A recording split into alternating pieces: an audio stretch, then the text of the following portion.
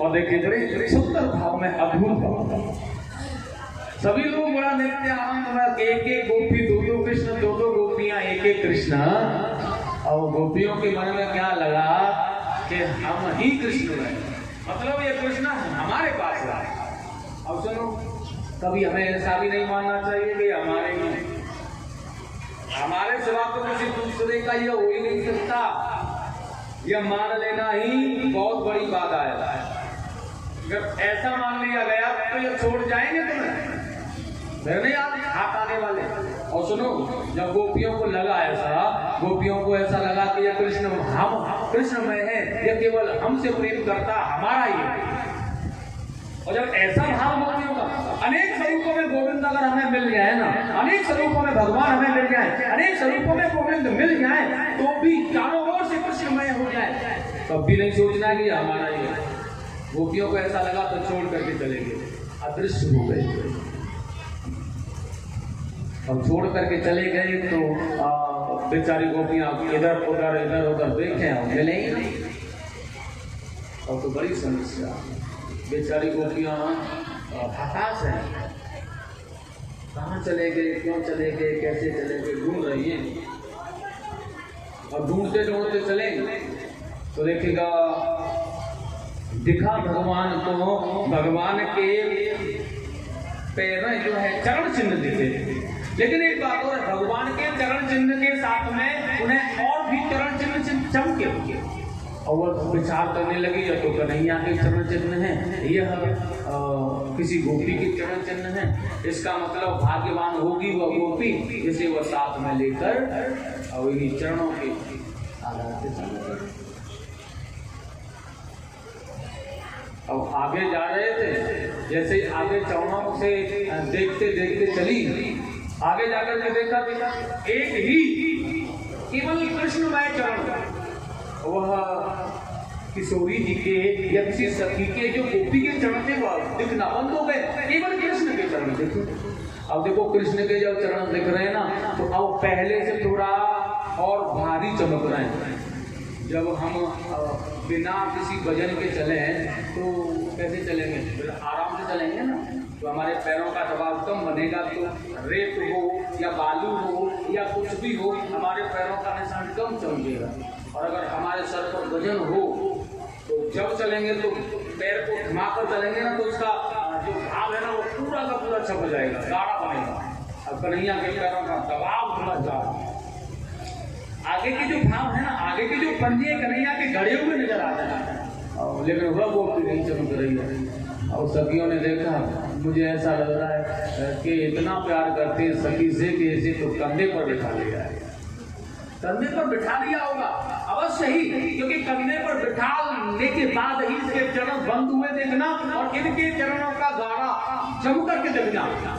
अब तो कितनी भाग्यवान होगी बेचारी, देखो कन्हैया हमसे साथ ले गए, कितनी भाग्यवान है, कितनी उदार है वो, और सोच रही है आगे जा रही है।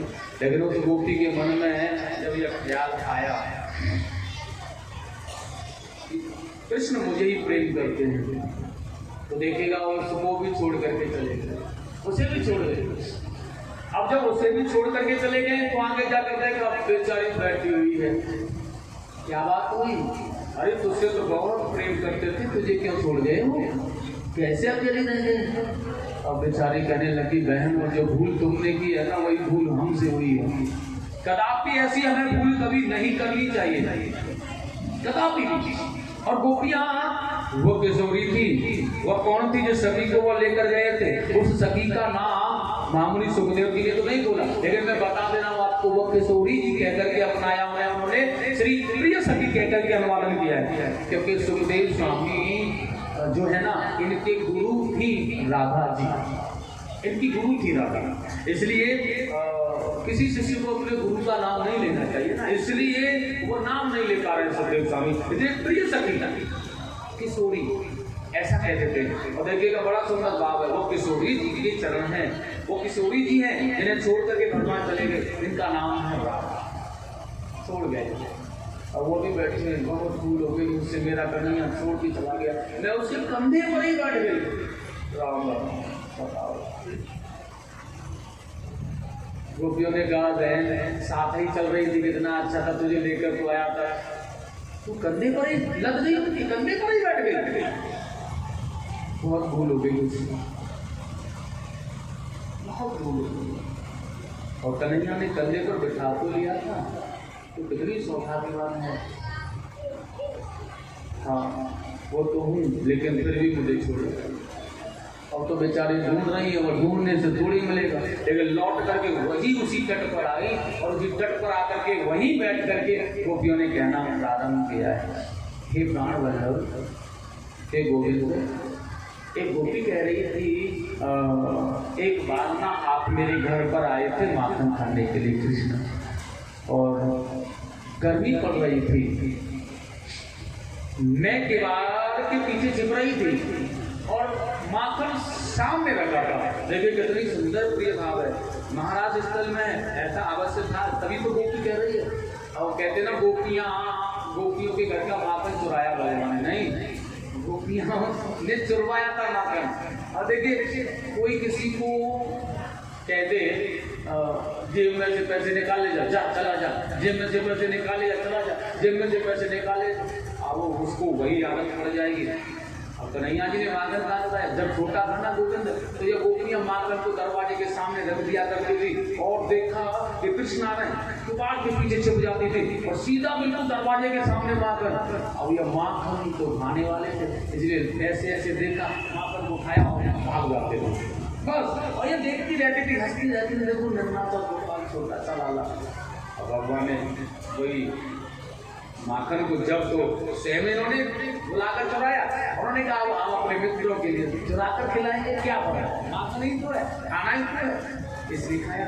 अब गोपी कह रही है, जब तुम छोटे थे ना कृष्ण, तो माखन लेकर के माखन का लौंदा मैं किवाड़ के पीछे छिप रही थी और भाग रहे थे तुम, लेकिन मुझे ध्यान नहीं रहा, जेठ की दोपहरी थी, गर्म रेत था, और गर्म रेत में जब तुम भाग रहे थे तो तुम्हारे पैर जल रहे थे, और जब तुम्हारे पैर जल रहे थे ना, तो मैं पीछे से दौड़ करके आवाज लगा रही थी, अरे रहने दो, मत भागो, मत भागो कृष्ण, रहने दो, मत भागो, लौट आओ, माखन तो ले लिया, लौट आओ तुम। मुझे बहुत पीड़ा हुई थी कि आज मैंने अपने गोविंद को, अपने कृष्ण को पीड़ा में दर्द दिया। आप तो आज करीलों में चले गए, नंगे पैरों प्रभु, और इन्हें करीलों में कांटों में चले गए, आपके पैरों में कांटे लग रहे होंगे, चुभ रहे होंगे, बड़ा दुख हो रहा है मुझे, बड़ा दर्द हो रहा है। एक गोपी ने कहा, भगवान अगर हमें यहाँ छोड़ना था आपको, तो फिर इससे कुपी करके मर जाने दिया होता। कालिया नाग यमुना में रहने के लिए आ गया था, तो उसका विष पी करके मर जाते हैं हम लोग, क्यों बचाया हमें, मारना ही था तो मर जाने दिया होता भगवान। एक गोपी ने कहा, कृष्ण गिरिराज को उठा करके तुमने ब्रजवासियों की रक्षा की, सुरक्षा की थी, बड़ा आभार प्रकट किया था भगवान। तो फिर ऐसा खो जाने दिया होता, या तो जल में इंद्र के प्रकोप में जल से बह जाने दिया होता, या फिर उस पर्वत के नीचे दबा करके मार दिया होता। क्यों बचाया? रक्षा क्यों की जरूरत? एक गोपी कहने लगी, प्रभु तीर तलवारों से मारने वाले को ही वध नहीं कहा जाता, किसी को अपना करके छोड़ देना भी वध के समान होता है। किसी को अपना लिया जाए और छोड़ दिया जाए, यह वध ही होता है। और तुमने तो बिना तीर कमानों से हमारा वध किया है। हे नाथ, हे गोविंद, हे दयालु, हे कृपालु, दीन बख्शल भगवान, अगर भूल हो गई थी, अगर गलती हो गई थी ना, भूल हो गई थी, तो हमें आप उस भूल को सुधारने का मौका तो देते, कहते तो सही हमसे, अरे आकर के बताते तो सही हमें। अब यूं ही चले गए, बताओ हमें छोड़ करके क्यों गए? क्यों गए आप? आ जाओ कन्हैया। गोविंद, एक बात और है, अगर सुबह का शाम को घर आ जाता है ना, तो उसे भूला हुआ नहीं मानते, इसलिए चले भी गए हो आप, भूल भी हो गई हमसे, कोई बात नहीं है, आ जाओ लौट करके, कोई कैसा भी भाव नहीं होगा भगवान, लेकिन आ जाओ ना, तो हमें समझाना, बताना क्या परेशानी है, क्यों गए हैं। अब ऐसा कौना भाव, मन प्रसन्न गए हुआ गोपियों का, तो भगवान उनके पास में आ गए। सुनो, कहाँ गए? प्रकट हो गए, वही दिखने लगे जागृति। गोपियों ने देखा कन्हैया सामने, और किसी ने कहा ऐसे कैसे आ गए? गए थे तब दिखे नहीं, आए तब भी नहीं दिखे, कहाँ चले गए थे? उन्होंने कहा ये कभी जाते हैं क्या कहीं तो दिखेंगे जाते, और क्या कभी आते हैं जो दिखेंगे आते? ये कभी आते न कभी जाते, ये तो सर्वस्वमय है, संसारमय है, बिल्कुल। बस देखने वाले की आंखें है ना, ये देख ले बस, ये तो सर्वमय है, ये कहीं जाते आते नहीं। और सुनो, ब्रजवासियों का बड़ा सुंदर कहना है। अब मैंने आपको बताया गोपियों के हजारियों यूथ, और हजारियों यूथों में एक यूथ में लाखों लाखों गोपियां, और कोई पुरुष चूंदरी उड़ करके उनमें छिप जाए, और उन्होंने गोपियों में, तो क्या किसी को पता चलता है? ब्रजवासियों ने कहा कन्हैया गए नहीं थे, वहीं से एक चुंदरी को रखा था केवल। और जब ये गोपियां ऐसा कहती थी ना, हे कृष्ण कहाँ है आप, तो भगवान भी साथ ही कहते थे, हे कृष्ण कहाँ हो, हे मानव कहाँ हो, हे गोपाल कहाँ हो आप, आ जाओ ना प्रभु, कहाँ छिप गए हो? वो भी साथ में बोल रहे थे। उन गोपियों के मन के भाव को, उन गोपियों के पवित्र मन को भगवान ने उनके बीच में रह करके ही पढ़ा, उसी में रह करके देखा कि गोपियों का भाव कितना पवित्र है, और ये कितनी व्याकुल हो रही है, कितनी बेदर्द है, ये कितनी परेशान है, इन्हें अपनी भूल का प्रायश्चित हो गया है। इसलिए भगवान ने जब देखा और जाना, तो प्रकट चुंदरी को उठा करके अलग रख दिया, वो वही सही है। कितना सुंदर। अब जैसे कन्हैया समझे ना, घेर लिया, आओ नहीं जाए, कैसे जाओगे? भगवान ने कहा मैं जाने,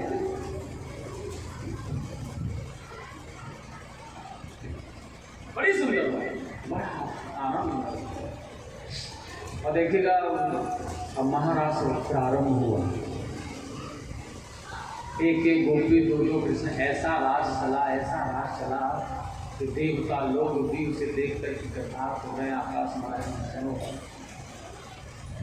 भगवान ने जो लीलाएं की थी ना ब्रज में, हर लीला में हर भाग था महारास में, ऐसी कोई लीला नहीं रही जो कि भगवान ने उस महारास में न की हो। लेकिन फर्क था कि कभी कृष्ण राधा बनते थे और राधा कृष्ण बनती थी, ऐसा महारास उत्सव। भगवान कृष्ण को राधा बना देते हैं, राधा को कृष्ण बना देते हैं, कन्हैया राधा बन के नाच रहे होते हैं और राधा कृष्ण बन करके नाच रही होती है।